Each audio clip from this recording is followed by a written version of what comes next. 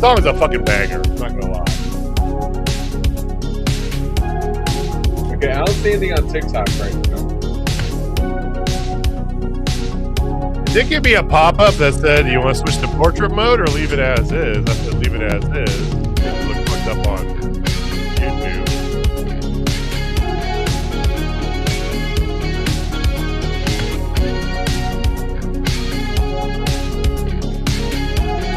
This is streaming.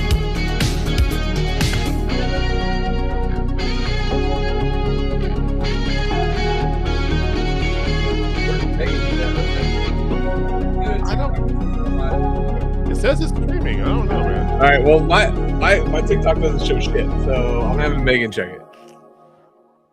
Yeah, maybe because you're logged in as our TikTok account, right? It does? Okay, I'm asking TikTok says you. we're live. Okay. Yeah, I was saying because you're logged in on your phone as our TikTok. Oh, you can hear us. Wow, that's fantastic.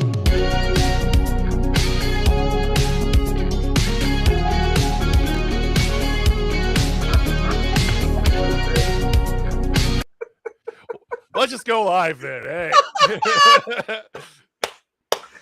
We can talk all we want. They can't hear us. Everything this says that we were not on that scene. It was just the video playing. So there's no sources there on that scene. So you shouldn't have been able to. Well, hello and welcome, everybody. That might be Hey. the funniest damn thing of all time. For those of you who've been with us for a while, know that we have a saying here we like to live by. Okay, that is committed to the bit. And if it wasn't for mind-numbingly stupid technical issues continuously going on, I mean, would we truly be committed to the bit? Okay. I got it. Well, hello and welcome and hello. This is Total Spotfest. That's Jamie back with us. Austin Reddick. I am JJ. What's up, Squatch? For those of you on TikTok watching us, hello. This is our first time double dipping, trying to do a little like double stream action, you know. 2 platforms, 1 stream. Hey. Please let us know how it's going. If you are watching on TikTok, we don't have the ability to like separate these out, so we are horizontal, or so just tip your phone, you know, watch us in all of our splendor, all of our glory. But thank you for watching, thank you for listening, thank you for joining us. If it's your first time here, hit the subscribe button down below, give us a big thumbs up, and share with your friends. Follow us on them internets at Total Spotfest, both on YouTube, Twitter, and TikTok. All right, boys, how the hell you doing? Can you give me a comment and see if it pops up over here? I'm just curious. All right. We're still troubleshooting. Yeah. Hold on. Okay. I swear we've done 321 of these before. Yeah, but we've never done on TikTok though, bro. Austin, welcome back, man. How you been? I know you're in the middle of Moveville, which is fun. Yeah, busy and tired, but present. There was too much wrestling to talk about not to make it for tonight's show. Even though after 7 straight days of having contractors in my house working on the floors, I thought about sitting this one out too. But no, I am here for the people to talk some wrestling with you guys. So we're on TikTok, guys. Hey, there we are. You are seeing chats from TikTok though. I don't know why, because it should be showing. Again, I don't want to be chatting anybody on TikTok. I just assume it's all children. Greetings, TikTok. Thank you for joining us. Please ignore our in-ring correspondent down there. And yeah, I know you're flying out to San Fran tomorrow morning too, so you can sleep on the plane. Perfect. You're good. I will. It'll be nice. It'll be the first quiet I've had in a week. I can't sleep on an airplane. I try, and I might kind of get a little, but I just can't like fall asleep. I don't know why. Jamie, can you sleep on a plane? Oh, 100%. 100%. He's full dad mode. You can sleep anywhere, I'm guessing. No, actually I can't. I can't sleep in cars. But like I can sleep. You slept in cars. Well, that was an extreme circumstance. But most of the time, as long as I'm on the window seat where I can lean, I'm good. I can fall asleep. As long as I got the lean. I can't just sit and do this. It feels weird. Yeah. I have to have the lean. This See, is enough. I'm not getting like deep restful sleep on a plane, but in any seat, I like to just kind of lean back, close my eyes, and like just nod off for a solid 20. Airplane naps, man, they're a great time. See, I try to do that. I'll get like some like where that I might get to that almost sleep level, but I'll never actually like go to sleep. So it's just me. But for me too, it depends on the length of the flight. Because flying out of Wichita, we are That's a usually good point. connecting, which means 2 shorter flights. And I'm not nodding off for a nap before they bring drinks around. Like, I got to get my little cup of coffee and my little cookies. And then, like, if there is enough time left in the flight, I'll close my eyes for a solid 20, but that's about it. Well, you guys let us know in chat. Plane sleepers, yay or nay? So, well, there was a lot of wrestling to get to. We have the Royal Rumble. We have the results of the Royal Rumble. We're going to find out if this belt changes hands tonight. Hopefully not. We already know the answer, but that's a spoiler, folks. Before we get into all that and Dynamite, plus the build-up for what's almost pay-per-view-esque. I mean, we'll talk about this when we get to Dynamite here, but the build for Grand Slam. There was some fantastic local wrestling, which 2/3 of this dais was in attendance for this past Saturday down in Wichita, Heartland Championship Wrestling. Jamie, you made the trek with the young tyrant Megan to go see Austin punch a man in the dick, kick a man in the dick, or punch Kick. It was a kick this time. Oh, this is straight. I'm not above the uppercut, but you throw whatever limb's closest that the ref can't see. Yeah, I mean, we saw a very Words to similar live style by. kick tonight on Dynamite. But yeah, no, it was a lot of fun going to Wichita, Kansas, going to see my favorite in-person wrestler. That's Austin Reddick. Gotta support him. His lovely wife was not there, so I couldn't support the entire family, but at least I got to support him. It was fun. He opened the show and closed the show like a true champion. Oh, Like somebody who's gonna get a little hardware, deserves a little more hardware. I mean, he got some hardware then. He might get some hardware now. That's Definitely all might hardware get he some hardware needs. later. Who knows? No, I don't think so. I think that's all the hardware he needs there. I mean, I'm racking up belts left and right, man. who are you, Mercedes Monet? Man, what the fuck? Ultimo Austin. Ultimo Austin. Ultimo Austin. Ultimo Austin. No, that's not good. Help me out, chat. I want to hear some Ultimo Austins out there. All right. Okay. Generally speaking, for those of you joining us in TikTok again, we do this every Wednesday on the Red platform. From what I've read, you can't like say the names of other platforms on TikTok. They hate that. Apparently, I don't know. Are we living in North Korea? The hell is that? I believe so, because I have a friend who does like dual streams. He streams on a video gaming purple colored platform, and he has to like refer to it as the purple platform because it's like they'll flag his stream.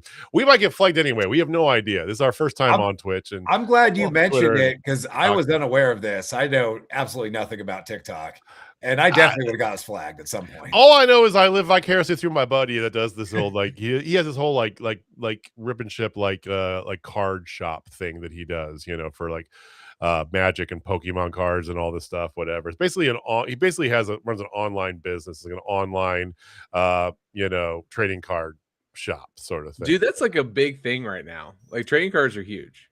He's actually, he was nervous as hell about it because it took a lot of money to get started. He's just literally independent and trying to break into but it's been fantastic for him. So go follow my boy at AP Drop. Yeah, that's who it is. If you like the Magic and Pokemons and all that stuff, you get you hooked. The wife and I do spend an unreasonable amount of money on Magic the Gathering cards, so I'm gonna have to check that way out. I never got into those type of card games, when I was growing up. It just never was my shtick, right? It dumbfounds me how much that stuff costs. Now, I spend a lot of stupid money on stupid things. We all do, right, Jamie? Yeah. We all have our dumb, but it's like, wow, that's like a lot. So I get it, Where were we going with this? I yes. don't know. I know. Usually we dive right into Dynamite. We're gonna talk about that in a little bit because we had I have one no of the clue what Duddle Jump is. So somebody messaged us in TikTok and it's like, "Hello, what follow if you play a round of Duddle Jump?" I'm like, "What is Duddle Jump?" Allow don't my know ignorance here, I don't know because what we Double will Jump respond to every message on TikTok or on the other one that we're on, because one stream, two platforms. You know, Wait, but I don't see the TikTok message in our little No, chat. they're not yeah, correlated you in have our to little add like. it. So after this, you have to add it in the channel in order to get it. Oh, I got more setting work to do. All right, we'll But get it's that taken fine. care of. I just happened to pull up TikTok.com, look this up, so like I'm watching the stream that way too. Jamie's going to good. be our TikTok He'll be our monitor TikTok here. correspondent. Make sure we get the That means- hit the hearts, guys. Hit the Hit the hearts. hearts. Before next week, you have to figure out what the hell a Duddle Jump is so we can play it. Because We're trying to find out tonight what a Double Jump is because I'm mildly piqued my interest. I'm a little worried about what that could mean. But let's get to the wrestling. So again, we'll get to Dynamite here in a little bit, but we got to talk about Royal Rumble first. I mean, it is one of the big three. I am going to 3 because I what they've done in Survivor Series is criminal. I'm removing that from my Yeah, WWE it's no longer the lexicon. big four anymore. No. It really So isn't. what?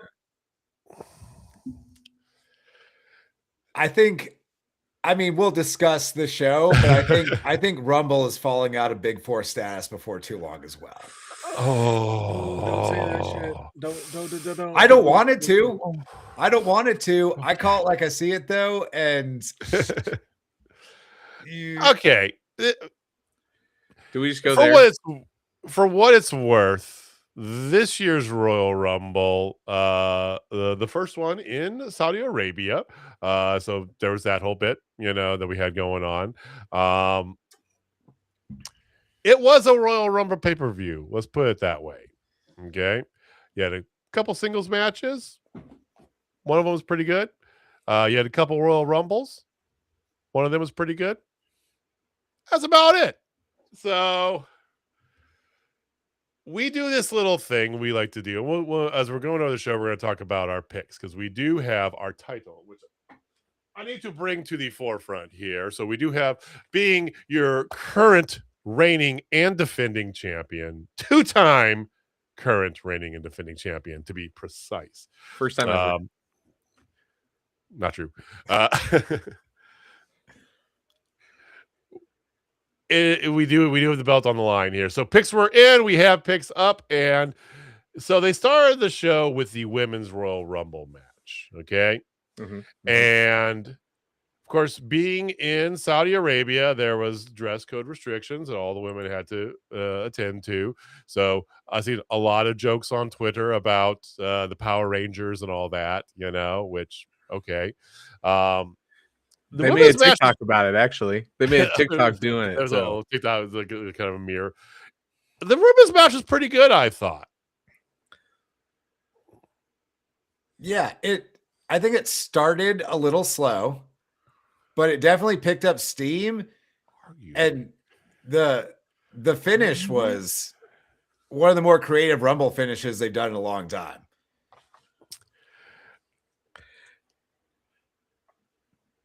I'm gonna wait. You're gonna wait till we get to the other Rumble? I'm just gonna wait in general and just say my piece about the entire Rumble, because if I go, I'm gonna go. And Okay. Like you're gonna say a piece about the entire show and not go match by match? No, because I know as soon as I start going, you guys know me, the brain's just gonna go, and then just verbal diarrhea is just gonna happen about how I feel about the Rumble. So I'm just gonna wait. So the moral of the story is, let's just kind of speed along through this because I really want to hear the soapbox. I really want to see where we're going with this. We were kind of all over the board. The final four, we all guessed Liv Morgan to win, which is good. We all picked Liv Morgan in our final four. Some of us had Tiffany's. I think we all had Tiffany Stratton, and then one of us guessed the fourth, one of the final four, and that was Mr. Austin Reddick picking Raquel Rodriguez. So I'm kind of disappointed no one else saw that coming a mile away. again, how much WWE regularly do we watch? That's fair. Yeah. Hold on. We do have a question from TikTok from Overlord. He's wanting to know who we thought would win between James Hellwig, aka the Ultimate Warrior, and the Undertaker. I think we all Like in a pro wrestling match or like yes and yes. scuttle jump, whatever they're at. Like, are they playing that? Whatever that is. Is No. that Scuttle Jump? Okay. No, Is that- just like okay, in a match. All right. In a Like a match like right now? Well, right Or- now, one is underground, one is not. So Are we talking about like in their prime or at dude, come on. Like, who would win between those two? Undertaker? Both in that is- prime. Both in prime. Okay, so that there is one correct answer to this, and it is not the Undertaker, and I will tell you why. Oh, Please tell me. I'm on the same page. I bet I'm on the same page. Only because now me, if you're asking me who I would like to see win if they had a match, like I don't care about the Ultimate Warrior. He can lose every time. But Yeah. during the time frame where they were in the same company at the same time, 100% of the time, Ultimate Warrior wins that match. Yeah. That was during peak Warrior times. Okay. And Undertaker would have been built up as something for Ultimate Warrior to conquer instead of the other way around, which was like the next 27 years of Undertaker's career. But during that moment in time where they were there at the same time, that's Ultimate Warriors to win. Yeah, I also was gonna say Ultimate Warrior because he didn't put over anybody. That's my whole thing. So I picked the Undertaker because my understanding of what the question was on the way I was approaching it, I'm looking at each in their prime, right? And in his prime, Ultimate Warrior, he got the belt once, WrestleMania 6, still one of my favorite matches of all time. Big Warrior fan when I was a kid, right? You know, Yeah. but he was a second fiddle guy by far, and the Undertaker was not. He was originally, but when he got to his prime, when he got to the real good during like the Attitude Era, oh no, Undertaker's winning that. stuff. that's a great question. Actually, damn it! Now here we go, spiraling out of control for a second. What is Undertaker's prime? Is it the Ministry? No, Undertaker never really had a prime. I think his prime would be the entirety of the Attitude Era. So match quality wise, he was much better in the like mid 2000s. Yeah. Undertaker never had a prime. He just had different stages. Like early Undertaker, like first decade Undertaker is just an attraction. You ding the gong, you send him out there to walk real slow and no sell everything. And it's cool though, like it gets over. Then he becomes a character. And then in the last third of his career, he's out there having like good matches that he never had like the first 20 years he was around. So I don't think he had a prime. I just think he had 3 different stages. Yeah, I would agree. I think his best matches were right after the American Badass motif. Like when he came back after that. Was that Demon?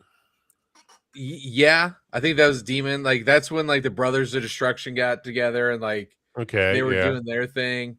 You know when his best matches happened? 21-1. It was when Teddy Long started booking people against him. Oh, Like when he started saying, "You're going one-on-one with the Undertaker," that's when Undertaker had his working boots on. Yeah. You know what you got, player? You got the Undertaker tonight, player. Come on, man. Oh, that shit was so good. Oh, Player. dude, anytime he said player, it's like, oh, he's calling out. He's either going to say one of 3 names, right? It was always Brock Lesnar. It's going to be the Undertaker, or he's just going to be like, a mystery opponent. He always said one of those 3. And it ended up being a mystery opponent, either Brock Lesnar or the Undertaker. Or the Undertaker. All right.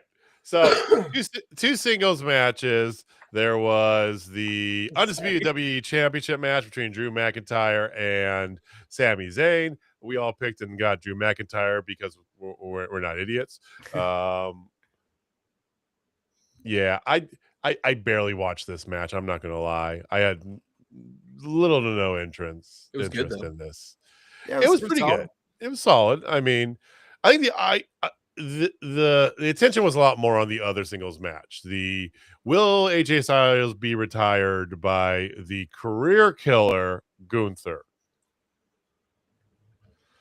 You couldn't wait till after the Royal Rumble to start calling him that. I mean, if I may apply a little bit of logic, please, because I'm dying for some logic. How are you the career killer when these people had already said they were retiring in the first place?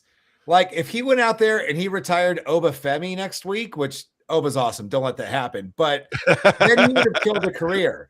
They're already over. It's like Cena, literally, there was a whole tournament to decide who would wrestle him last. And AJ was retiring this year no matter what. You're not a career killer. You're just a last match guy.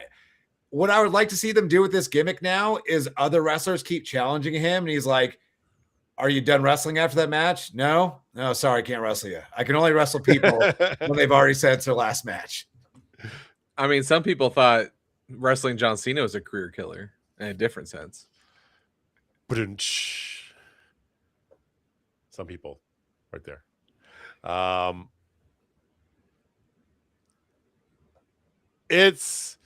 It was inevitable that AJ Styles was going to lose this match, just the way everything was, right? We all knew it was going to happen. It still was good. It was. I wasn't in love with the finish for it. I did like the match as a whole.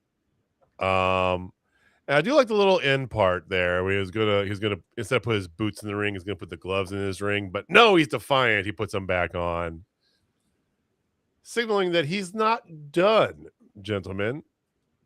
Do we think that the prophecy spewed a couple weeks ago here about him returning to TNA, we think that's the path? There's been a lot of chatter on them internets about him going to AEW, even though that doesn't seem likely. I think if he does wrestle again, it's for New Japan exclusively as a one-off. I don't think he's going to TNA because I don't think because WE is literally partnered with TNA now and they're sending NXT over and all that. And they sent him to TNA months ago. I don't think they would position this as he is retired and done if he was going to show up on one of their subsidiaries 2 months later. I don't think he's going to AEW either, because I think if that was the case, WWE would have done more to keep him around longer. Yeah. I think there's a chance that he has a match in Japan, but I also think more likely than not, he is just done. And it's time. Not that he had fallen off much, but I think like a guy like AJ Styles, if he is not 100% classic AJ Styles, I don't want to see him in the ring. Like, I want AJ to be phenomenal every time I see him because he has been for 20 plus years. So if that was the end of AJ, I think that's a great match to go out on. I think he's done. He's gone on the record saying this is it. And he doesn't seem like one of the guys to be able to just lie about that. He's not the Hulk Hogan types or the Ric Flair types who will just keep having matches after that. Like, he just has 14 retirements. There's just something different about him. And if this were to be his last match, this was a hell of a match to go out on. Because, I mean, Gunther and him are two very different styles. Honestly, kind of reminds me of him and Joe a little bit with how different they are. Yeah. And how they can still make magic, right? It's sad to see him go. But I agree. It was time. Like, some of these older guys got to get out of the way to let these young guys come up. And I'm glad that he has ran his course. And now he could be a dad, full-time dad. Which was the purpose of him retiring more than Yeah. anything else. So sad to see him go, but happy as hell for the man. I mean, I do understand the logic behind stuff people have out there. You kind of do that one last little bit, just to kind of have some fun with his friends. But his whole plan was to move into a backstage role in WWE, right? Would they say, "Hey, I want to go do some stuff. I want to go wrestle my buddies AEW for a few months and just get a little bit more out there with some old guys I used to wrestle with across the world." Do I think they'd be cool with him doing that coming back? Probably. I think that, a lot about the temperament between the companies, I think a lot of that's more fan fiction than anything else. Yes, there's bidding wars for talent at times, but that's like with any other sports franchise. I mean, the NBA trade deadline just passed, and half the NBA moved to a different fucking team, right? So I mean, Austin knows what I'm talking about. It's like literally, I opened ESPN once today, and I'm like, I don't even follow the NBA, and I'm like, holy hell, everybody's somewhere else. And the deadline's not even until tomorrow afternoon, so it's going to keep going on. But yeah, today it was like crazy. Every 30 minutes, there's an ESPN app alert that someone's trading somewhere. So there's that goes on, but I think that really, because I think that AEW is presented as the alternative to what we talked about in the past, Jamie, about TNA's big major downfall was when they went after, instead of being the alternative, they went after to try and take over and instead of WWE Watch Us, instead of we're the alternative to WWE, right? They each can have their own lane, and I think that's cool. I don't think it's going to happen, though. I just really don't. I really think that he's pretty much done. He might make a pop-in at Slammiversary. I could see him making a pop-in in a New Japan, even though that's kind of more in the AEW world, just with alignments and stuff.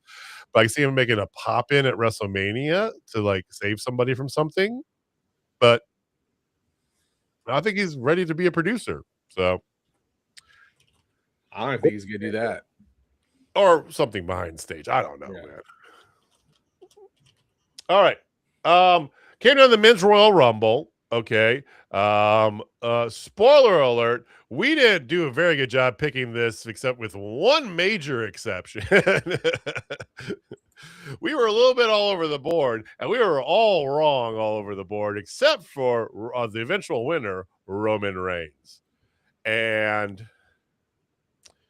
By the way, we were nowhere. We were close-ish, some of us, on the women's bonus question about how many main roster members would be on there.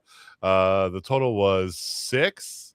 I guessed 5. I think Austin guessed 7. I did. So we were close there. We were way off. There was only 3 on the men's Royal Rumble, and I'm including Royce Keys in that because at the time of the Rumble, it's not announced what brand he's going to. So the former powerhouse Hobbs, now Royce Keys, he was one, and there's 2 guys from AAA. And this was a Royal Rumble. Legally, by definition, it was a Royal Rumble. It was a Royal Rumble. And because I'm desperate to get to Jamie's reaction, we'll talk about who was the winner here after Jamie's reaction. It was Roman Reigns, and then the biggest amount of FU fireworks I think I've ever seen in my life. Just so many fireworks. Like Katy Perry's like saying, "Whoa, slow down," fireworks. I mean, it was crazy. So, Jamie, I'm looking for your thoughts, brother. Okay. First off, there's comfy here. Hold on. All right. We've had a few things that got thrown into our chat over on the TikTok. Yep. Who is your least favorite wrestler that is overhyped? That's pretty easy. CM Punk. Brock Lesnar too. I think it's easy. Who is your favorite person that you guys want to see in wrestling that's not now? What do you mean? Like a retired wrestler? Yeah, a prior wrestler. I mean, that's easy answer for me. That's Shawn Michaels. Abyss. Terry Funk and modern AEW. Ooh, okay. Give me Terry Wait. Funk and Mox in a death match in AEW and take all of my money. Yeah. Yeah, I want to see like Peak Abyss too, like led by James Mitchell. You know that. I'll throw another one out there too. Jerry Lynn in modern AEW. Prime Jerry Okay. Lynn in AEW. Yeah. Because he was ahead of his time, unfortunately. He really was. He really was. He really was. And of course, I mean, we all can say Eddie Guerrero, but I think that Yeah. that's almost, it's almost like one of those, like, you don't play Zeppelin in the music store sort of thing. Right? No stairway. No stairway. All right, guys. It's officially time for me to Let's get comfortable. give my thoughts Austin. on the Royal Rumble. I've been very patient He's been stewing, in doing this. percolating. But I will say this. Pretty simple here. Ever since I was a kid and to now, I've always considered the Royal Rumble my most favorite pay-per-view of all time. I refuse to call it PLE. I think that's just a dumb name. Especially now since I got to pay $30 a month ESPN. It's definitely pay-per-view. It is Barry Horowitz. There you go, buddy. Just really quick aside, Squat, since you brought up Barry Horowitz. As someone that was around 10 years old when he snuck up with a quick roll-up and beat Skip of the Body Donnas, and they got the Horowitz wins, that was a huge moment for my childhood. So I'm glad you mentioned him. But continue. Kudos, Squatch. All right, JB. All right. So Royal Rumble, biggest, you know, I've always loved the Royal Rumble. Plain and simple. It has been one of my most favorite of all time ever. Like, you had big stakes. You've had such amazing surprises. Like, I mean, hell, John Cena coming back after only 6 months after his shoulder surgery. Mm-hmm. I mean, you've had the Batista fallout. Like, you had some amazing moments. AJ Styles. You know, you had the Miz just sliding back in. Like, you had some amazing moments. I mean, even that's not a great moment, but you know what I mean? Like, it's a spectacle. Right. It's more than just a wrestling show. And over the past, I would say 4 years, it has gone on a very, very steep decline. And my love for the Royal Rumble is waning a lot. And that means a lot because it's one of the things that got me into wrestling in the first place. And the women's, your big surprise was Brie Bella. Your big surprise was arguably one of the worst wrestlers of the Diva era. That's your big surprise. And you had a couple NXT girls who absolutely showed out. I mean, Sol Ruka put on a freaking show, man. Like, give that girl some flowers. The future. But then you have the men's Rumble. And you're telling me the grand plan, the best idea you had was to have a part-time guy like Roman Reigns win it and thought, oh man, the fans are going to love this. I'm not acknowledging shit. Okay. I will acknowledge this. They had one true surprise in the men's. They had 3 total because they had Loparca and Iguana Man. Where's Finn Balor? Because they were trying to build up this stuff with Finn Balor. Tried to build it up. Didn't happen. Where's Dom? Why didn't Dom show up? That makes a lot of sense for Dom to show up. Now, Dom did show up, and we'll get into that in just a sec, because they kind of redeemed themselves.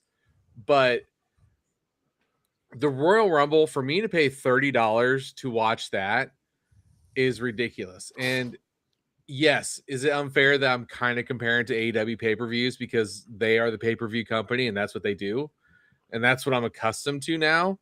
But I still understand what WWE is, and I understand the spectacle that is the Royal Rumble. That isn't it, man. that is not it. And yes, I'm on this giant soapbox about this, and I'll scream until the day I'm dead. Like, they're trying to ruin it for me. And, like, they're actively trying, I think. And like, I'm not the only person. If you are on TikTok watching people talk about it, you watch other things, like they had so many opportunities to make it absolutely amazing. And they're like, let's do Roman Reigns. People will love that. No. So the Royal Rumble, and this ties into just the bigger corporate problem of WWE, is that they are just trying to be mainstream, shallow entertainment. Yep. And the Royal Rumble has become like when a movie studio reboots a franchise you love, and they miss everything that made it good in the beginning. Yep. This year's Royal Rumble arguably was one of the most stacked fields they've had in a long time. Like, there was a ton of talent in the Rumble. Yeah. And on paper, that should work, because it was a perfectly fine match if you are presenting, here's 30 guys that want a shot at a title at WrestleMania. That is not what makes the Royal Rumble fun. No. You need more filler guys in the Royal Rumble so you can have fun eliminations, so you can have fun moments. We got El Grande versus El Grande Americano for about 90 seconds.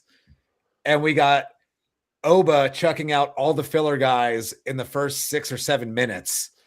And then it was just dudes brawling for the next 50 or so until the last guy in the world that needs the Royal Rumble win won the Royal Rumble. Yeah. Even though we all picked him too, just by the way. But we're not Overlord, we're not on Twitch. We are on You're not allowed to say that. You're not supposed to say that. We're on a tube that is of us. yourself. Of us. Yeah. A tube of us. We are on a tube that you can check out on the internet.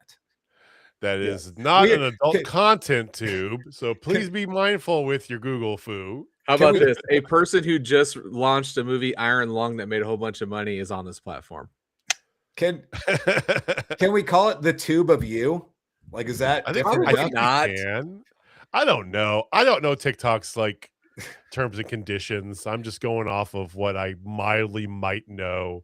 I could be completely wrong. The purple channel things, he Clint's with me there. The purple channel, I know you can't that's like taboo on TikTok as far as I know. I don't know if this tube station of yours is the purple channel. What the hell's the purple channel?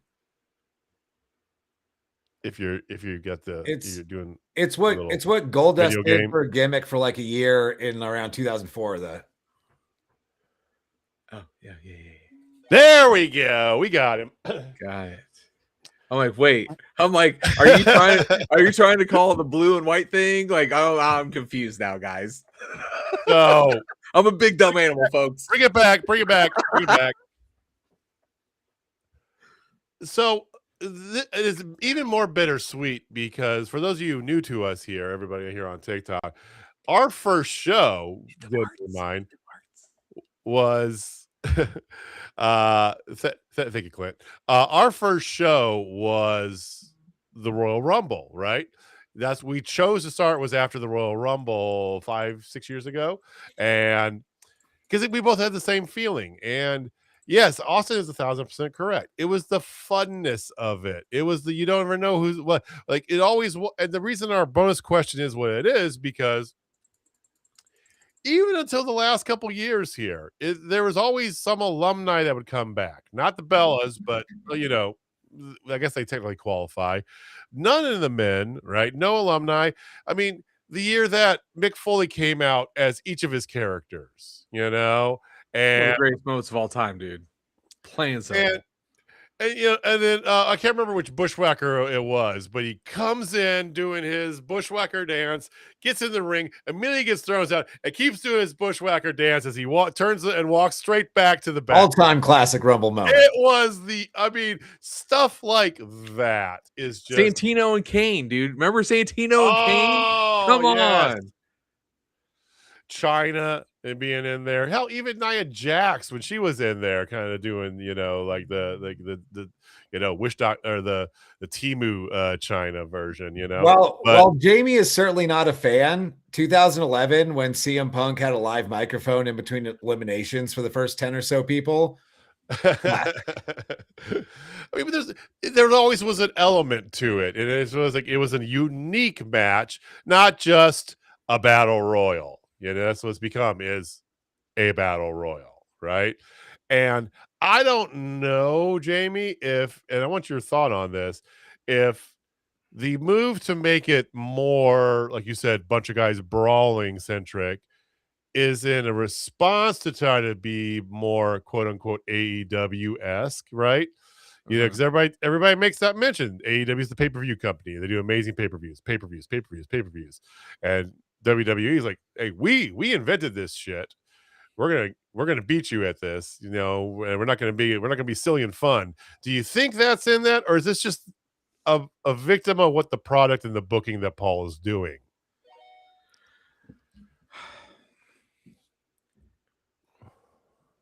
It's too corporate. I think that's the whole point. So the thing with wrestling, and Austin, I want your thoughts on this too. Is it's a vibe, it's a pulse.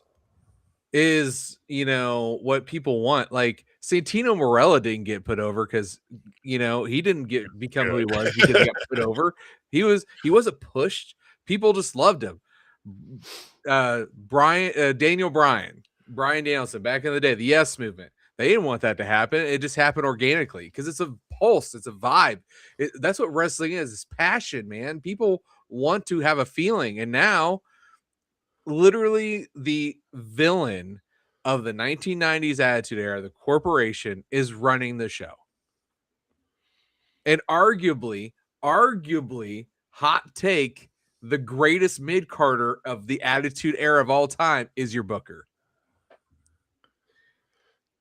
So the problem is WWE That's gonna is get some heat. it's just a TV I hope show Restream now. clips that. It's just a TV show, and any other show you watch, you don't get to boo and cheer while it's happening. You don't get to, like, they've already filmed an entire season. They are not going to pivot based off of characters you get behind and give you more of them. And for the large history of pro wrestling, that was unique to pro wrestling in a lot of ways. Mm-hmm. Guys used to organically get over, and they're like, oh shit, we've got a star on our hands. Let's push them. That started to change post Attitude Era when it became more about the cable TV deal than the pay-per-view buys. It changed way more when they moved away from pay-per-view to a streaming model. And then it changed even more during the pandemic when they realized we really don't even need the fans here if we don't have to. Like, they are now fully a TV show. They are going to put out exactly what they want. They do not care what the fans organically cheer and boo for, because they are just going to pipe in cheers and boos. And if you don't think they do, listen closely when you watch Monday Night Raw, because it literally happened 2 nights ago. They present what they're going to present. They're already paid from the TV deals. They don't need to sell pay-per-views, especially when they go to Saudi Arabia. They don't have to sell tickets because they were already paid a shitload of money for that show anyway. As Jamie said, and as we've talked about a lot on this show, it's corporate now. It's the money's there, so the effort isn't. Well, and we're going to get into the rest of WWE, and I promise that AEW is coming up, but we have a matter to settle first. I made mention about the picks here. Our tiebreaker, as it always is, was the total time for the men's Royal Rumble, the ender of the show, right?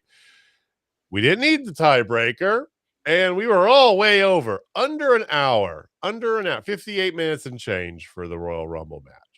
Criminal.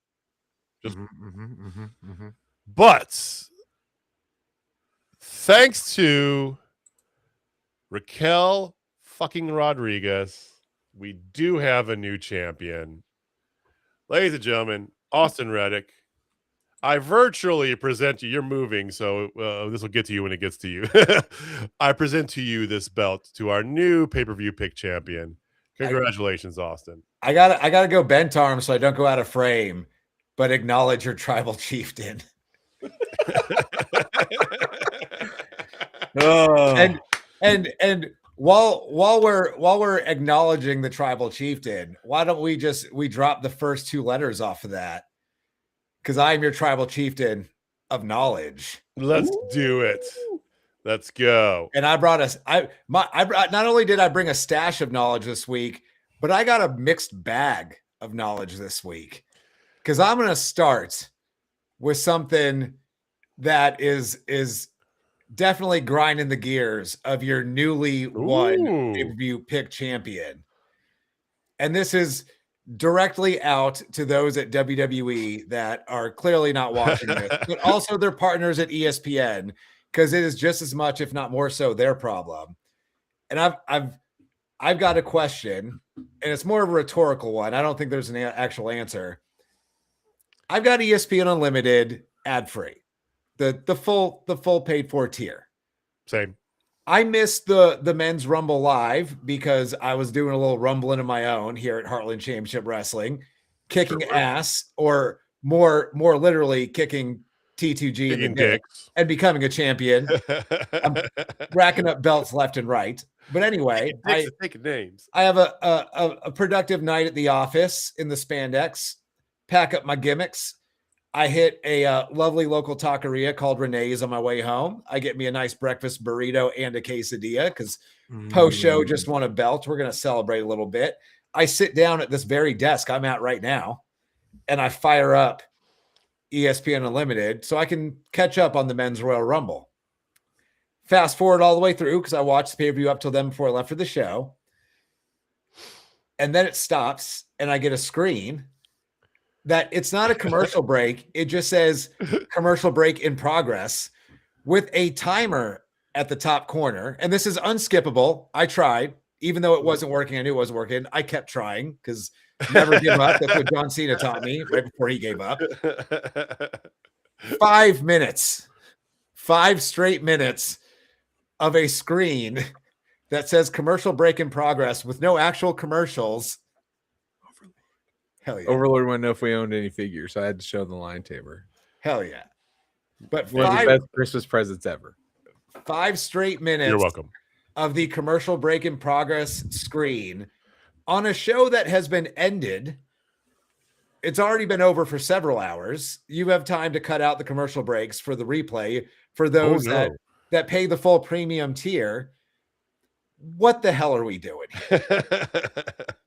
I've never been so mad I gave ESPN some of my money that I had to watch that for 5 minutes. So I had to start this off with a little bit of rage because I am still annoyed by that.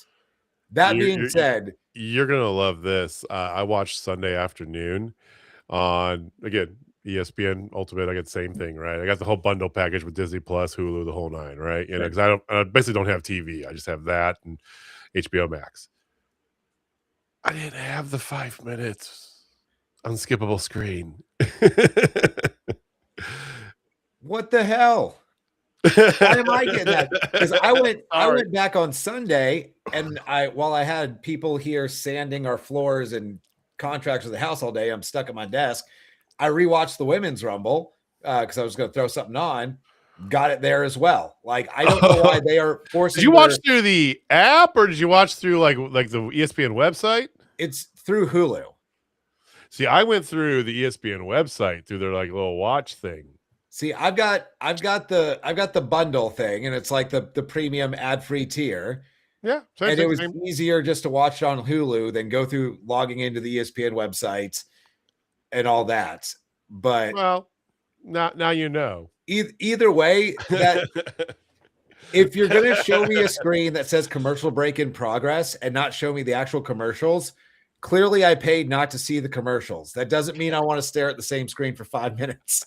That just says there's a commercial break going on elsewhere that I'm not allowed to see now. Oh, that guy pay for commercials. Don't show him the commercials. Well, do we just skip ahead? No. Well, time out. Dusty is on TikTok, guys. Whoever we took to Journey Pro. Dusty. Yeah, dude. Yeah. Yeah. Hey, it's been a while, Dusty. And then real quick, Overlord's firing us with questions. Just keep them up, bud. I love Yeah. it. I swear we'll get this chat congregated. Yeah, we'll figure this out. He asked us what our favorite title belt of all time is. And I'm willing to take donations so I can get a replica of one right now. Okay. Favorite title. Ooh. That is a much So, harder question than you. Are we going aesthetically, like our favorite looking belt? Yeah, that's or why That's where I'm at. the title we're looking belt? partial to. Either way, you got this is You know, either. I think either way, my answer is the same, and it's the classic Intercontinental title. Oh, it's so pretty. Like not only pretty, but it was the Shawn and Razor ladder match. It was many Jeff Jarrett matches I enjoyed in my youth. It's Jeff Jarrett, dude. Your youth. my youth. But I got a classic Intercontinental title for that one. Oh my god. Yeah. Double Eagle is a great answer, Squatch. Yeah, the Winged Eagle. The Winged Eagle. I mean, dude. I'm singing it. I'm just like, it's so hard not to say the Winged Eagle, but I think that honest to God, my favorite belt of all time is, and Jamie's got an approximation behind. Jamie's got an approximation behind him there. Good old Big Gold, whether it has the NWO spray paint or not on it. I mean, I remember, seeing that when it was unveiled, because again, I had the Mid-South, the Saturday afternoon like show that I always would show young Tony Schiavone and interviewing Ric Flair, and then just, that belt at the time was just a giant gold brick of just opulence, in a world with small ass belts, and I was just like, that's ridiculous. Yeah, I'm gonna go Big Gold, man. Big Gold, the old NWA championship. You know that WCW World Heavyweight Champion, or I guess it was just a World Heavyweight Champion that got the NWO spray paint on, was so pretty too. Yeah. What's the same belt? Okay, hold on. This is great. Overlord coming in, firing these questions, and we haven't got to AEW. We gotta get there. Yeah, we're getting there eventually. What's your favorite manager of all time? Okay, first off, Overlord, you need to go down the rabbit hole of watching our Halloween specials, our last two, because we did one of announcers and managers. This year's managers. We dressed up. They're absolutely great. And my favorite of all time, I think everybody on here knows, is Bobby the Brain Heenan. Like, I feel like I am at the same level of asshole he is. So I feel like that's my guy. But I did dress up as Paul Bearer for this past one, because of the Undertaker. All right, gents, you go. Got it in. Let's go watch our recorded vibes on the tubes. Okay. Favorite manager of all time. I dressed as Jimmy Mouth of the South Heart, but personally, I guess this is my kinship to my old TNA,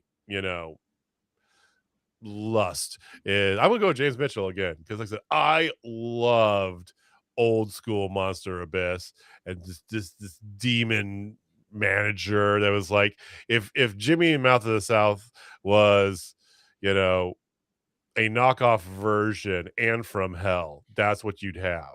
And I loved it. It was so awesome. So I'm going James Mitchell. That's a solid one. I like James Mitchell. I would like to throw a different one out there just for variety's sake, but I can't. It's Bobby Heenan for me, and it's not even particularly close. Just so good. So good. One of the best characters at all in the history of pro wrestling. From like 1985 to 1990 or something like that, something crazy number. He was in every big, like all the WrestleManias, like he was always involved in the WrestleMania with Hulk Hogan. Always. It's like, dude, you can't. Oh yeah, Captain Lou Albano. Captain Lou Albano. Squatch says there's been plenty of greats, but there's only one greatest, and it's Bobby. It is Bobby. So damn good. All right. So He did ask us our favorite finishers. So Oh, Overlord, you we are gonna must be become new your here. favorite show because like we talk finishers all the time. My favorite's the Heat Seeker. I'm kidding. I was am gonna say your favorite's absolutely the Heat kidding. It Seeker. is the worst damn move of all time. No, mine is the Lion Tamer.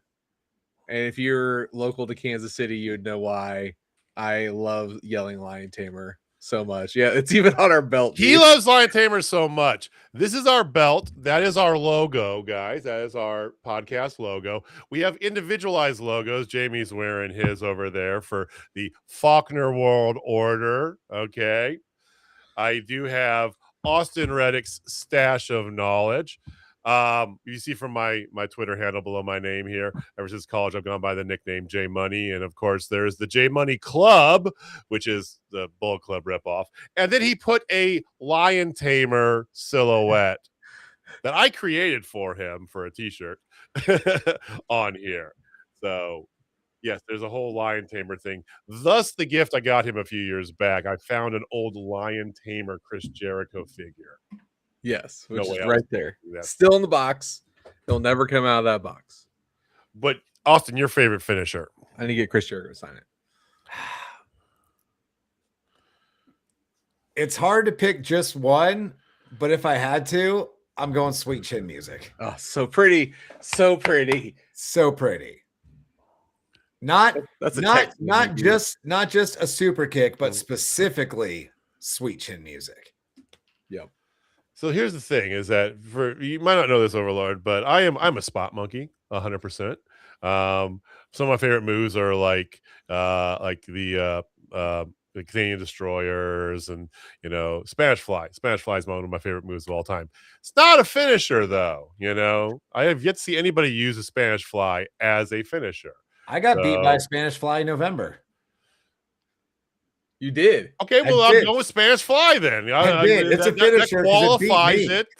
That qualifies it to be put on. Yeah, It used to be called the flux capacitor. Remember? I do. Yes. So there we go. All right, Spanish Fly. That's me. All right.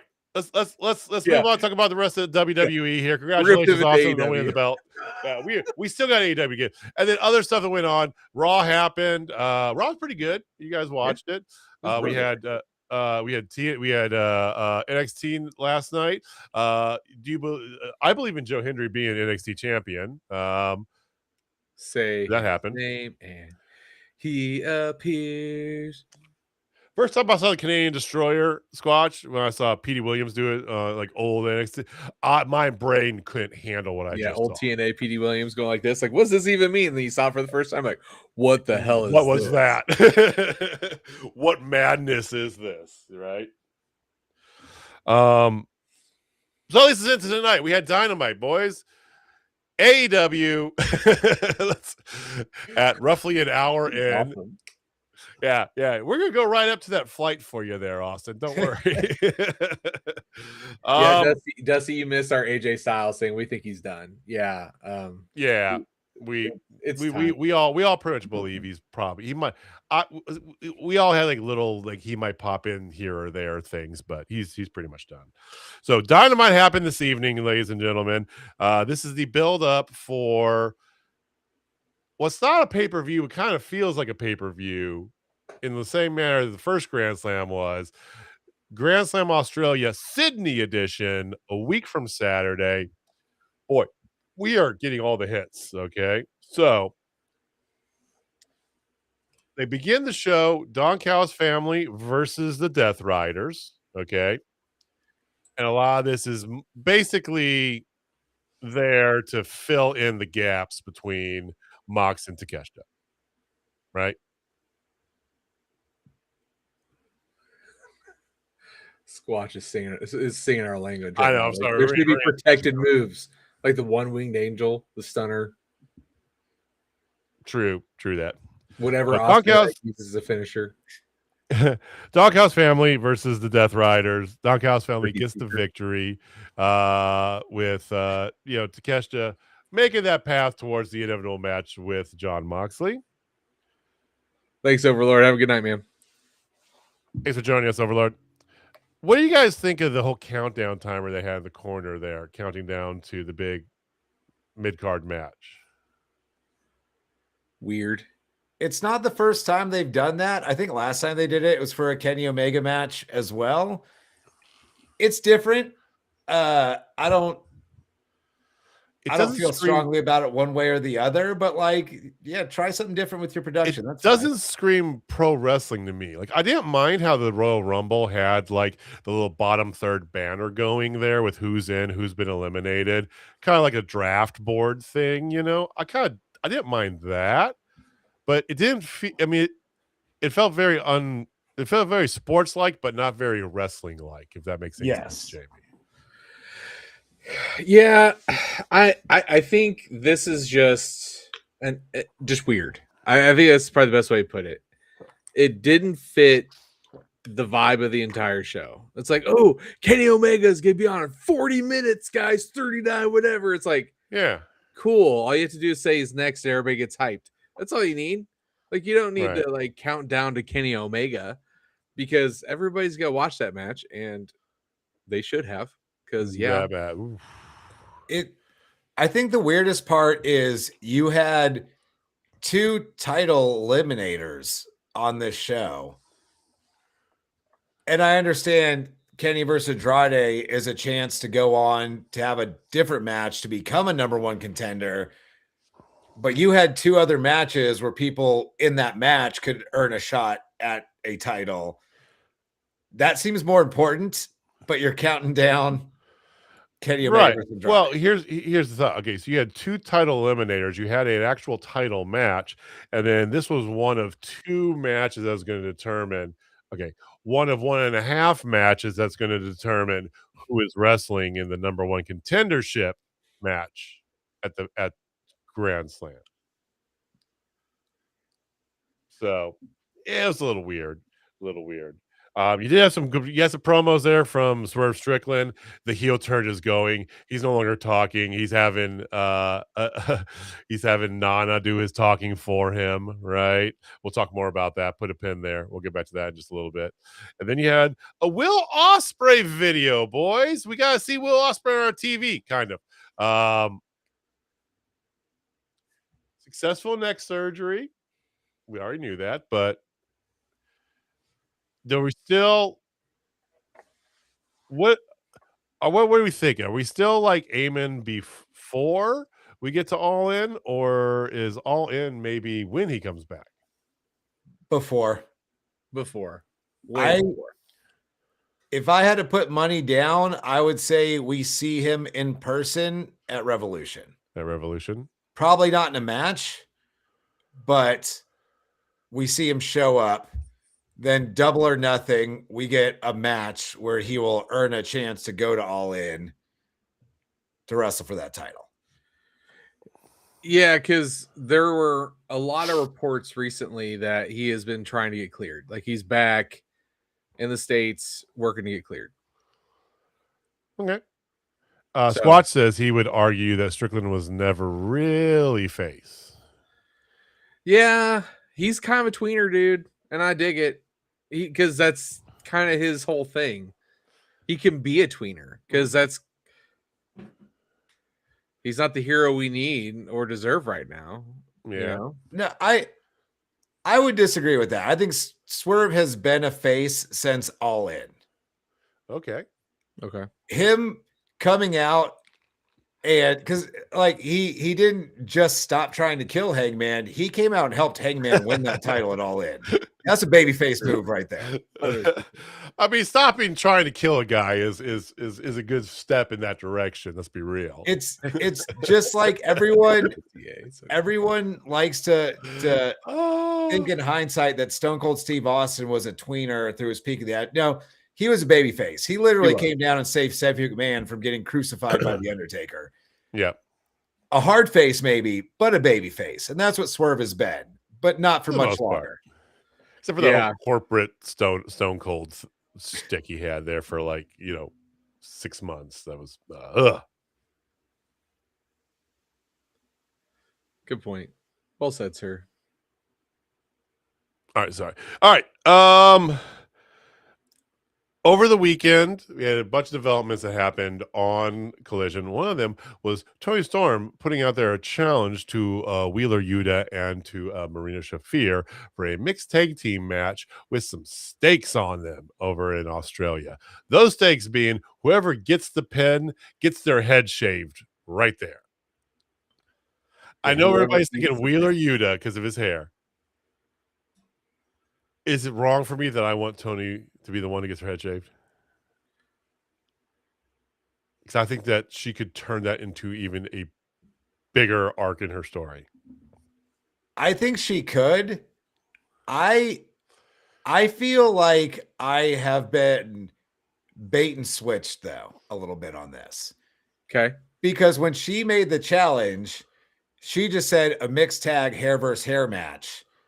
And then they came back around and clarified it's whoever gets pinned, not the losing team. And I now feel like I'm getting robbed of one individual getting their, like we're only getting one individual getting their head shaved, not both, which makes that match way more interesting if there's two. Yeah. Yeah, because I mean, just think about it.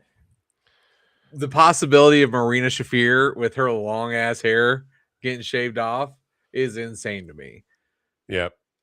Although a bald head Marina Shafir fits her character very well, like almost perfectly. But then again, I'm not being numb, Jamie, to the fact about women losing all of their hair on live TV. I understand. I'm not trying to be sexist or anything, but I know that's the thing, right? Well, here's the thing. Like, it doesn't happen that often. Like, when you think hair versus hair, you think men 9 times out of 10. Absolutely. Kurt Angle's the first one I think of when I think of hair versus hair. Yep. Wow. Watch more Lucha, Jamie. That's mass versus mass. What about this is that's a weird deep cut. And again, this is not a political show, ladies and gentlemen, but Donald Trump versus Vince McMahon through their proxies, which included Bobby Lashley of all things. Yeah, Donald Trump and Vince, yeah. It's weird because you look at the 4 people involved in this match. There is one very obvious answer for who should get their head shaved, and it's the only wrong answer out of the 4, and that's Wheeler Yuta. Yeah. It's too obvious. I feel like if it is Yuta, it's going to be a letdown. Yeah. Because of all the other possibilities. That's why I'm annoyed that they change it to just whoever gets pinned and not the losing team. Less stakes. They dial the stakes back, and we want double steak here at Total Spotfest. I mean, yeah. Whenever I go to Chipotle, I order double steak. Or actually, Got to. I do chicken and steak. That's how I get that. That's the move. Full scoop of each. Yes, but yeah, dude. Like the idea of the only person who I think if they lose can run with it is Tony. Plain and simple. Exactly. I think Tony's character work and everything would make it absolutely amazing, but I just can't see them doing that. But I think she'd be down. Yeah. We'll see what happens. The only problem with Tony getting pinned here and getting her head shaved is she is the baby face in this feud with Marina Shafir, and the baby face has to end up on top at the end. So that means we are then continuing with Tony and Marina Shafir for God knows how long. And it's been going on for a while. It has. Well, to be fair, a lot of their story writing they have in the women's division is kind of like just a cruise control mode, right? They ran the Tekla title match last week and didn't put the belt on her. Okay.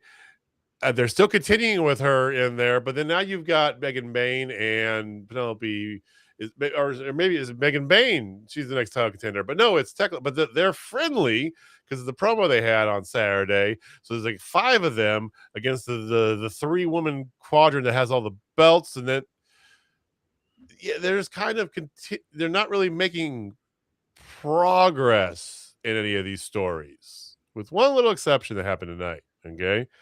And let's go there next. So the women's match of the night that we had was a tag team eliminator for the women's division with Mega Bad versus the Babes of Wrath. See, I'm using their tag team names. Okay. Are you both happy? Very proud of you.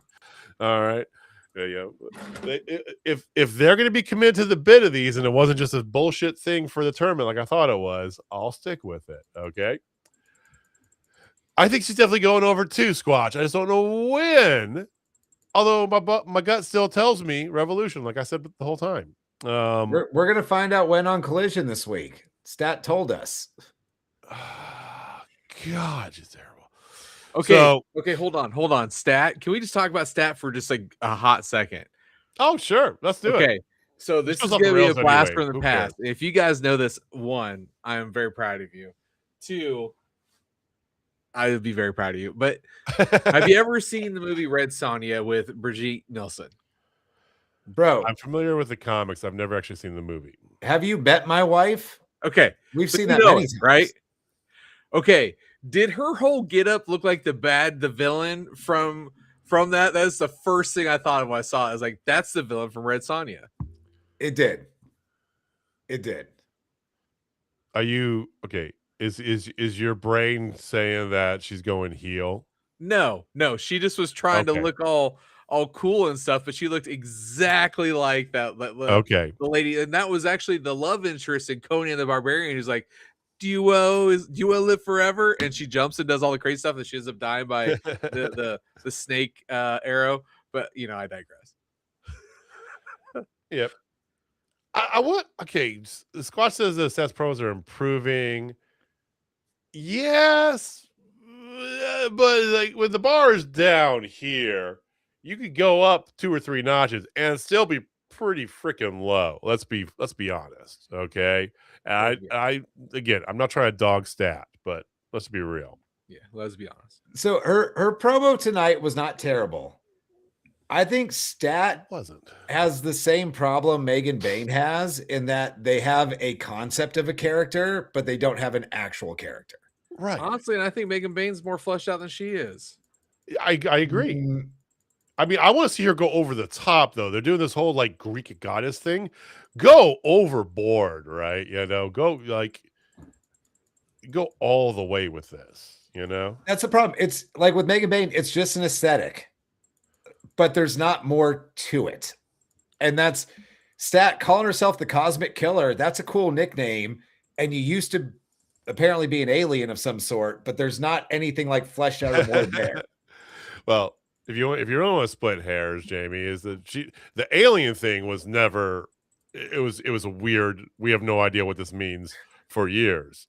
They remember the Best Friends even did a whole shtick of it. She's an alien, isn't she, or something like that, right? They did a whole like back in the Daily Place days. Yeah, the Cosmic Killer sounds cool. Now she's gonna be the Cosmic Killer. She needs to go out there, go against some of the lower card girls, and absolutely smash them, and absolutely like build it up to be a Cosmic Killer. Because it's fine and dandy to have that, but then she needs to have like 2-minute matches and like treat her like a big. Like that's what they need to do, in my opinion. If you're gonna do that, then go in. You have to lean hard, and that's in my opinion. That's how you should book it. But that's just me, and I know Tony watches. Thank you, Tony Khan, for always watching our show. And by the way, don't forget to like, subscribe, share with your friends.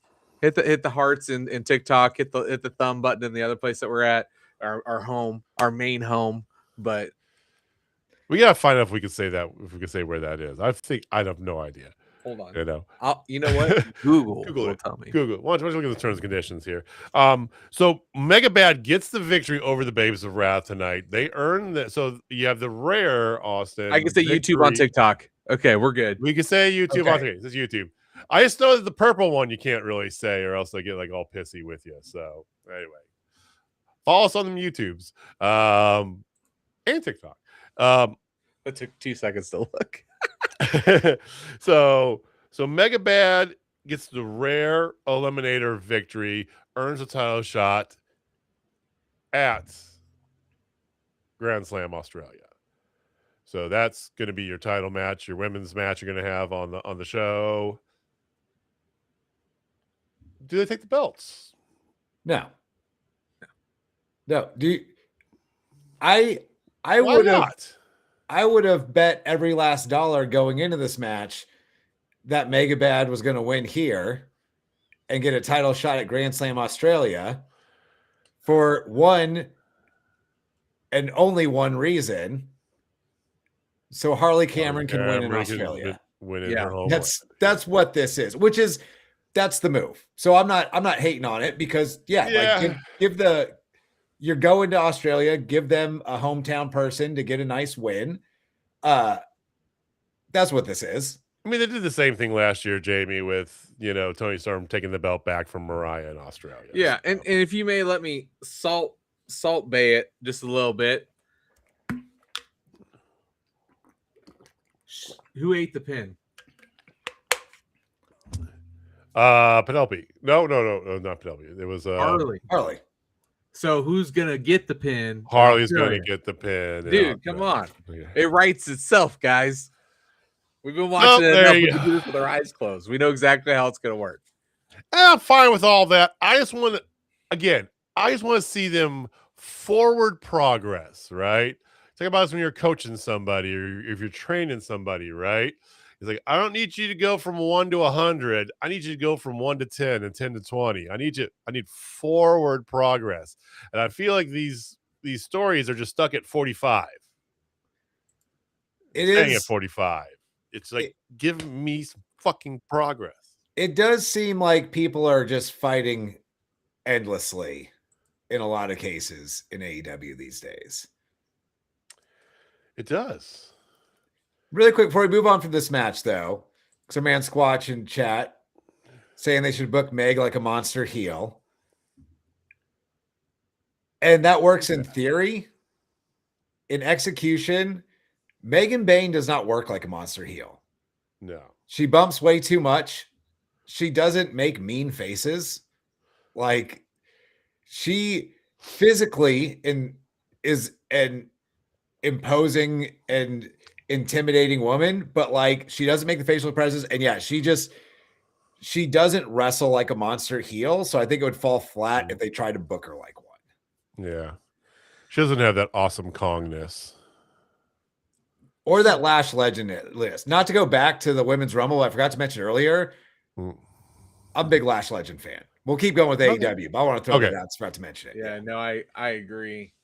No, I agree. I think she's already getting booked decent and she's having good matches. I think now the crowd knows her, so it wouldn't be hard to heat her up, but she's not the play. They're going to run back Tekla. That's the play. They better get it right this time. That's all I got to say. I mean, they got to, Jamie, because they had all the momentum and you kind of squandered a good amount of it with last week.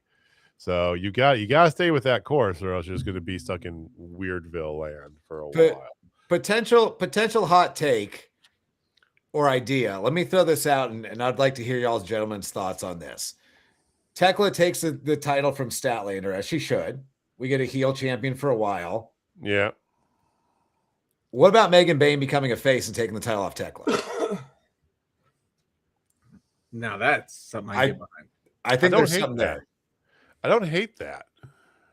I think she would ultimately work better as a face because she just doesn't look mean. I don't hate that at all. I think that'll take a little time to do. Yeah, absolutely. But I like that. I like that. You need more face women for one. Okay. You got a ton of heel women. You need somebody to be a face. All right. What you definitely don't need is more people that want to beat up Darby Allin. You'd add to that list the War Dogs. I believe we got totally official now, or mostly official. They're on the. I haven't seen an announcement from Tony yet. I haven't seen the banners pop up, but Clark Connors had a match last Saturday. You know, they refer to them as the War Dogs, right? We got 2 vignettes with them. One of them is actually kidnapping Darby Allin, throwing him in the back of an old XJ8, which I appreciated. That's a very odd car to throw in there, but a really cool one. And then later on, they are choking out the production crew so they could play the video, which nobody pressed the play button. I'm disappointed anyway. I'm disappointed on the execution there. Not to fall into Austin Reddick's whole stash of logic here, but Yeah, they're dragging him in the desert, and then they go punch him up. They have him hogtied, zip him up inside his body bag, cut him loose, and leave him in the desert to die like Joe Pesci. Dude, I loved it. I love the old gangster reference. I was in. That was cool. Is it just me, or did Clark Connors look like he was channeling his inner Hunter S. Thompson, Fear and Loathing in Las Vegas vibe during this? How much do you know? How well do you know Clark Connors, Austin? I think the only time I've seen Clark Connors wrestle was the big crazy cage match New Japan did with like the cage that doesn't have a roof and goes like around the ring, where it was like really around 10 on 10 or whatever it was. Was it Wrestle Kingdom last year? I think that's the only Clark Connors I've really ever seen. You check out more, pay attention to him as he goes here. That whole shtick he did, not just a shtick. It's his character has been. I'm into it. It's come leaps and bounds from when he first was part of the LA Dojo. Like, if I had never heard of him before tonight, I would be interested in seeing more, because like that, he was a character in 90 total seconds of TV time, which was just abducting Darby Allin and speeding down a desert highway. I'm hooked. I want to see more of Clark Connors. Yeah, no, I'm excited about the War Dogs coming. I mean, we already knew this was happening. Finley's probably going to NXT to be with his dad and brother, which good for him. That makes sense. Yeah, you know, but having both these War Dogs full time, yeah, and you have something in both of them. But you really having Gabe Kidd is a big lift. Oh, Gabe Kidd is, because he is one of those futures. Yeah, like, and then once we get, you know, a couple people back, like, you know, the man of 39.5 abs, once you know, Jay is back, you could run those two guys going at former Bullet Club members, you know, leaders, so to speak, going head to head, you know, like there's all sorts of things you could do. Like, it's just exciting. I think first off, them trying to kill Darby just made my heart happy. So they got fan me forever. I'm just gonna put this out there. I wouldn't mind. You know, they're gonna eventually add to the War Dog stable. This dais, myself not included, up to this point, has been very on board with one Mr. Kevin Knight being one of those that's going to turn heel in the near future. I've been saying that. Are you guys starting to finally see it though? I am. I'm starting to, but put him in the War Dogs. Put him in the War Dogs, dude. Him with Swerve makes so much sense. It hurts. So you had two matches that were determining was probably going to be the main event, but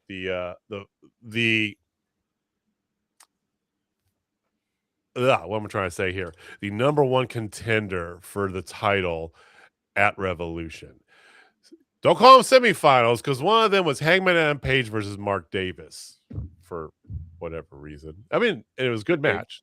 Yeah. You know, but again, they kind of just passed. That's the only booking part I'll say about this whole story arc here, is that Hager's kind of getting the pass where everybody else is getting all the fire, which is cool. But anyway, it is kind of weird that Andrade had to beat Swerve last week, and then he had to wrestle Kenny Omega this week, and Hanger gets to wrestle the least charismatic half of Doyle and Davis Incorporated D&D, to just move on to Australia. Whereas Swerve is just piss off, basically. Jamie, you with us there? Yeah. No. Okay. So, you reading comments or what? Yeah, I was just reading. Sorry.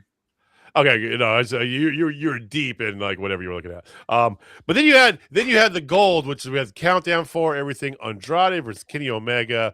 You didn't need any get up for this match, but my God, was it good! I want so much more. I if you missed it, Austin, I profused my undying love towards one Mr. El Idolo last week, and he's so good.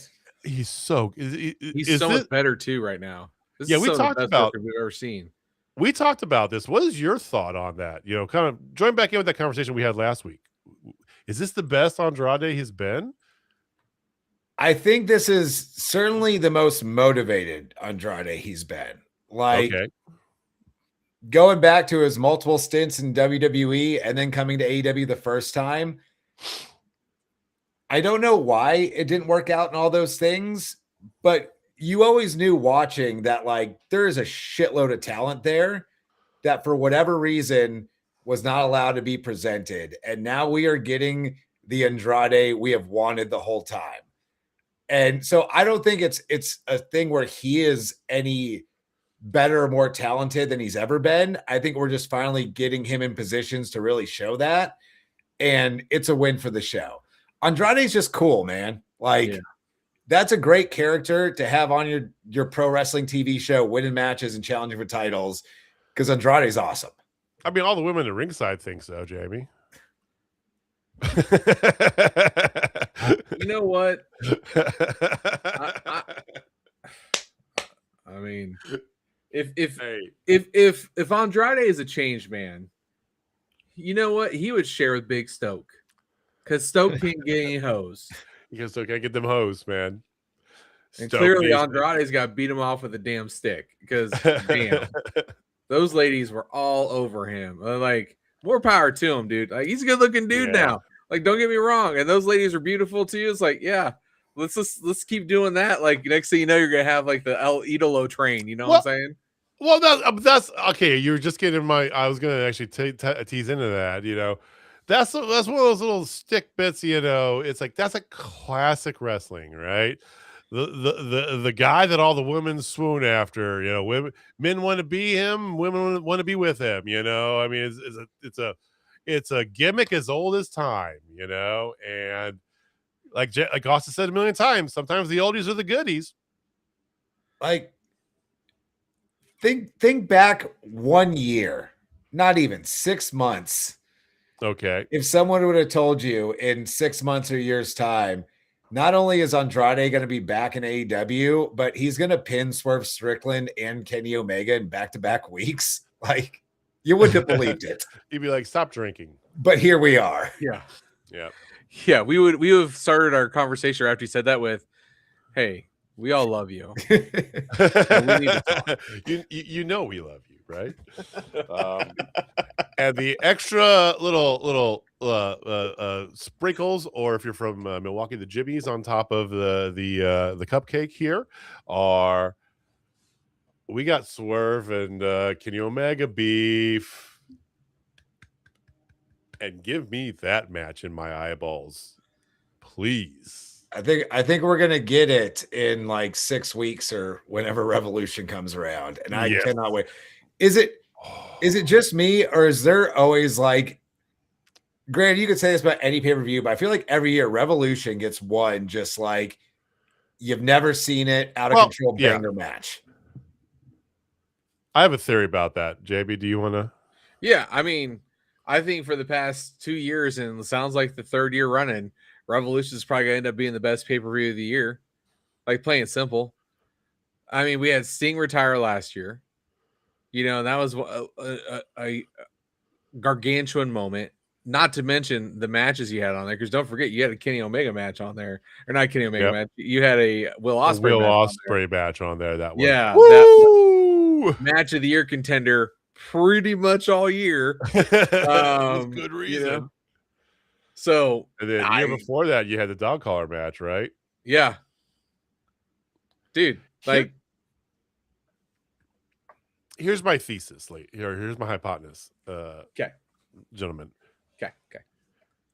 We talked a lot about the calendar, how it works, right? How they keep adding more, but you always have this gap beginning of the year. Now you're filling it with things like this, like you have Grand Slam, where it's a mini pay-per-view sort of thing you're sticking in there in Australia, or this and that, right? You've had things with New Japan at the beginning of the year, you have other things, but you have this gap, and it's kind of like that winter break sort of thing, right? You know, whereas you roll from Double or Nothing, or you roll from Revolution into Double or Nothing, and you have all these other pay-per-views in the middle, all in and all out. They, at one point in time, they were like 10 days apart from each other, which was crazy the first year. You know, but you have this kind of this big break until you get to Revolution. more time to book, more time to plan, but also the fact that, hey, we've had a bigger gap. We got to make this thing balls to the wall. That's my theory about why Revolution is always the biggest and the best. Not saying the others suffer for short booking constraints, but you also got more time for people to get healthy between the last pay-per-view and this one. It all plays a factor. And that's my thought. That's why I think it's just, I feel like that's why Revolution is always like the mega banger every year. That makes a lot of sense. And I'm not saying this is the case, but just throwing it out there, do you think there's any part of that is also WrestleMania is in like 3 weeks or whenever it is, and Tony is just every year saving at least one just absolute match of the year contender to throw on there a couple weeks before WWE puts on their big show of the year? Not that it's going to affect anything, but just kind of as a top that. I don't think it hurts. I want to say you're wrong. No. But the petty wrestling fan in me obviously knows the answer is 100% yes. Hey, WrestleMania is in a couple weeks. Why don't we show them how we do it? And literally, let's just go through the line, boys. 2025, you had the cage match of Kyle Fletcher and Ospreay, not to mention the Hollywood ending. Yeah, Tony cage match was my match of the year last year, if you remember. Yes. 2024 was the retirement of Sting. I mean, what else do you need? I mean, they had even more, but it was ridiculous. You had Eddie Kingston going up against Bryan Danielson. You had Blackpool Combat Club going up against FTR. That was Moxley and Claudio. Timeless Tony Storm defeated Deonna Purrazzo. That was a good one. Will Ospreay versus Takeshita. Oh, that's okay. I thought that was at Revolution at some point. Yeah. And then 23. 23 was when you had the dog collar match. Yeah, 23. You had Ricky Starks beat Jericho. Jungle Boy Jack Perry beat Christian Cage. House of Black defeated the Elite to become the new trios. I remember that. Jamie Hayter defeated Saraya and Tony Storm and Ruby Soho. Hey, Ruby. Hangman beat Mox. Wardlow defeated Joe. MJF defeated Bryan Danielson in a sudden death overtime on the Iron Man match. Yeah. So, I mean, Revolution, yeah. It's going to be a banger this year, too. We had a title match tonight, though. We did have a return title match, actually. Ricochet, Jack Perry, again for the national championship. It feels weird saying that as a wrestling terminology. I know it's old and it's old lore. I get it, right? But it still feels weird. That's exactly what you expected, Jack Perry, Ricochet. God bless you, Ricochet. Let me just say that. He's so good. So good. I just can't wait for the inevitable Ricochet versus our new TNT champion, Tommaso Ciampa. Yes. I can't wait for the TNT title match this Saturday. Oh, dude. Did you see what it was, JB? Well, he had the open challenge. Who answered it? I missed. Ciampa, Roddy, and Claudio. Oh, yeah, it's a three-way. Yeah. And Roddy and Claudio are champion and number one contender for the CMLL, right? I know Claudio beat Roddy. They were. No, Claudio like beat a week ago. Roddy. Oh, okay. Yeah, that's already passed. But yeah. Okay. Yeah, that's already passed. Oh, Ciampa's here and he's going off. All right. Him and Roddy running it back. Oh, yeah. Oh, yes. Please. Hell yes. Okay. Main event was another eliminator. Brody King, MJF. Brody King gets a victory. He gets a title shot, probably at Grand Slam Australia. It is. Yeah. It's Grand Slam. I know it is. Yes. But, well, I was trying to whatever. Did you guys expect to get the squash that we did? I expected Brody to win, but bro, I love the hell out of this. I wasn't sure if Brody was going to win. And then when it was 9:00 and they were doing their entrances, I was like, there's no way they're having just a whole normal match. Because if Tony Khan does one thing, he lets us know when Dynamite's going more than the usual 10 over or whatever it is. Yeah. It's always, hey, special 2.5 hours tonight or special 3 hours because we get way Right. too many of them. But as it came out, I'm like, you know what? It's already 9. Like, is MJF going to get like disqualified right away or something? Like, Brody's not just going to truck him, right? Yeah. Or is Well, he? you had a little hanger distraction, Jamie. Yeah. I mean, nothing beats a little Hangman music coming out, and he starts looking at him, and then he gets choked out over the ring. Really Still one of my quick, favorite. by the way. Really quick. Still one of my favorite moves too. Talk about finishers earlier. I love that. Did y'all see the still shot from Raw this week where Gunther did that to Dragon Lee? Yes. No, I didn't. I need to look it up. It was basically the same thing MJF did tonight, but even better because Dragon Lee is a tiny man. And like he got the perfect, just like dead hang, just hanging off the apron. Not to compare AEW like that, because like both segments looked great, but Dragon Lee did the perfect, just dead body cell, just hanging off the ring while Gunther was choking the shit out of him. It was awesome. Awesome. So Brody funny. King wins, and then all heck ensues. You got Kenny Omega coming out. You have, Hanger intervening. Here comes Swerve. It's just everybody's out here. Andrade comes out, and they're all just going to town on each other. My worst fear is probably the sneaking suspicion that eventually we're going to have a 4-way, 5-way, something, between a lot of these guys. And it's going to be fire. But again, we just saw that to give MJF the belt. I don't want to see him go back through that. I've got hope that's not what we're getting. I hope so. I think. Well, the match is set to be a one-on-one at Revolution because of the stakes they put on with the number one contender and all that stuff.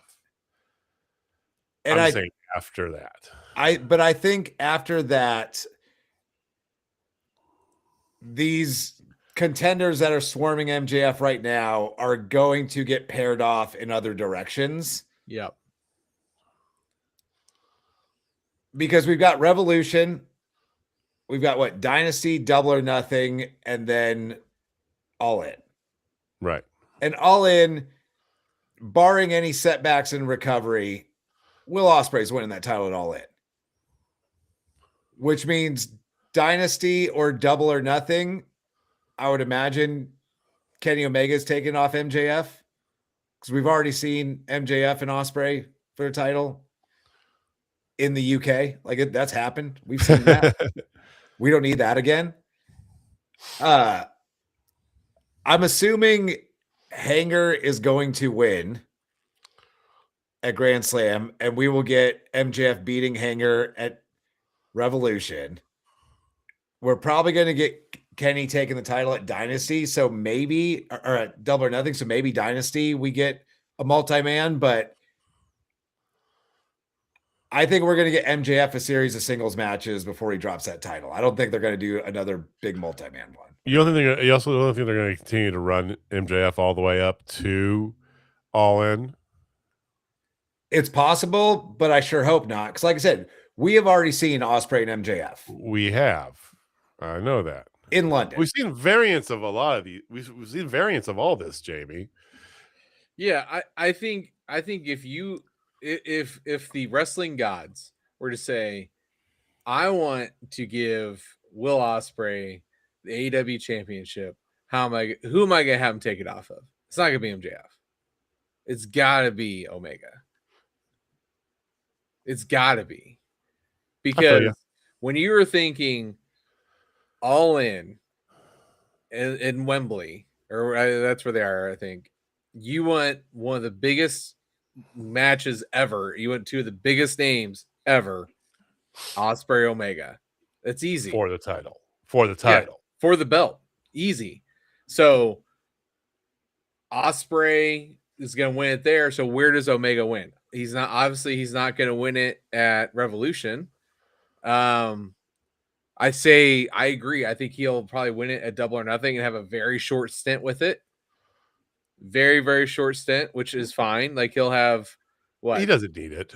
two pay-per-views before it, one pay-per-view before it. One pay-per-view, because I think that there's one in between Revolution and Double or Nothing, and then there's one in between Double or Nothing and they've switched the calendar the last couple of years. Sometimes Forbidden Doors before All In, sometimes it's after.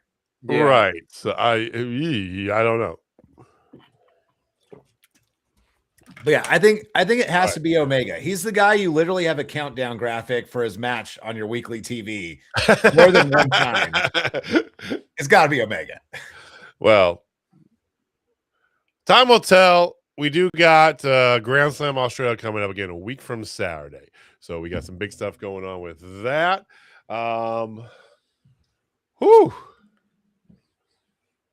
We got into it tonight. You guys got anything else you want to get to? No. Jamie's ready to pass out. Austin is dreading his flight. I'm chilling. I got tomorrow off. I'm gonna get myself I got a lot to do tomorrow. I'm gonna make myself an adult beverage here in a few. So, all right, we're gonna bust out of here. We will be back here, same bad time, same bad channel next week. Thank you to all of those who joined in on TikTok. Please excuse the scuff. Again, it's our first time screaming on TikTok here. We're still ironing out some of the kinks here. You can follow us on YouTube as well. That's where we have been streaming for 6 years. Yeah. Go over there.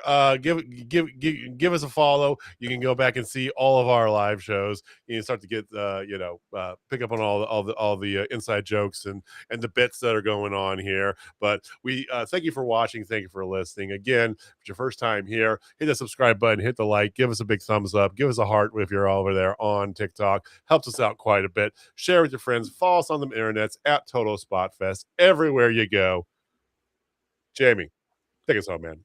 All right, ladies and gentlemen, if you're not down with Total Spot Fest, I got 2 words for you. Jeez, I know where this is going. For life. I hate you guys so much. All right, we'll see you next week, guys. Peace. Later.